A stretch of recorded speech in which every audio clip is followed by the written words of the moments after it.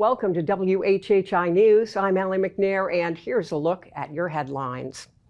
South Carolina is ranked second in the nation for highest levels of flu activity. That's from recent numbers released from the Centers for Disease Control and Prevention. According to the South Carolina Department of Health and Environmental Control, also known as DHEC, cases of the flu and other respiratory diseases are higher than normal this year compared to last year at this time. South Carolina has already reached more than half the number of cases that the state had during its entire 2021 flu season.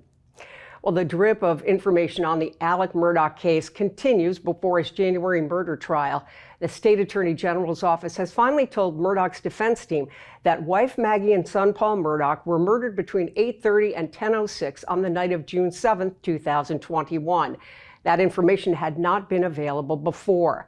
Murdaugh has said in the past that he was visiting his father that night and then found the victims at about 10 in the evening.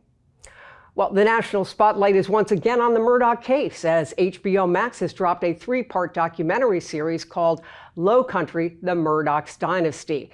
The series details the unraveling of the family's legacy and its influence over the legal system amid accusations of fraud, deception, and murder. HBO interviewed several journalists, residents, victims' friends, and lawyers for that series. Jasper County ranks #1 on a list of South Carolina counties with the highest rate of deaths due to fentanyl overdoses. According to the State Department of Health and Environmental Control, or DHEC, statewide nearly 23 people per 100,000 died of a fentanyl overdose in 2020. Fentanyl was the third most common substance found in overdose deaths, behind prescription drugs and opioids. Jasper County's rate was 3 times the state average, over 68 deaths per 100,000 residents. Dillon County was second with 45. Beaufort County was not ranked in the top or bottom of the list.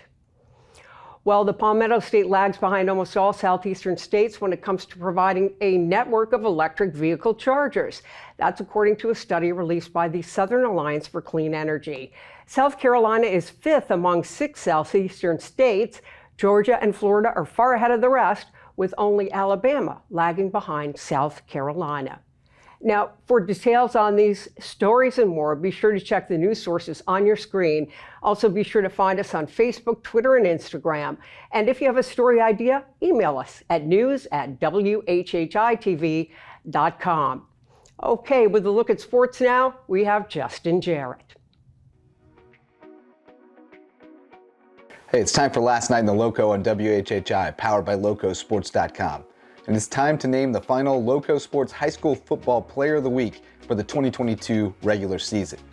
Hilton Head Christian Academy's Dylan Clark and Beaufort's Casey Fields each picked up a vote from our panel of media voters, and the other 2 votes were cast for Bluffton's Max von Hohenstraten, who threw for a record-breaking 505 yards and 6 touchdowns in Friday's 52-22 win over Colleton County. That left a lot of power in your hands, Loco Nation, and you have spoken. In the closest fan vote we've had all season, Casey Fields edged Thomas Hayward's Anthony Fripp by 4 votes to claim his spot atop the fan ballot and pull him even with Mad Max.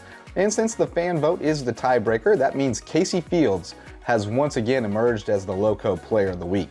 Fields rushed for 156 yards and 3 touchdowns on 15 carries to power the Eagles to a 49-14 rout of Hanahan to wrap up the region title. In 6 games since taking over as the featured back in Beaufort, Fields has rushed for 1,299 yards and 19 touchdowns on 136 carries. That's an average of 216.5 yards per game and 9.6 yards per carry. My vote went to Mad Max, but I can't fuss with Fields. The playoffs start Friday, and we'll have you covered at Locosports.com.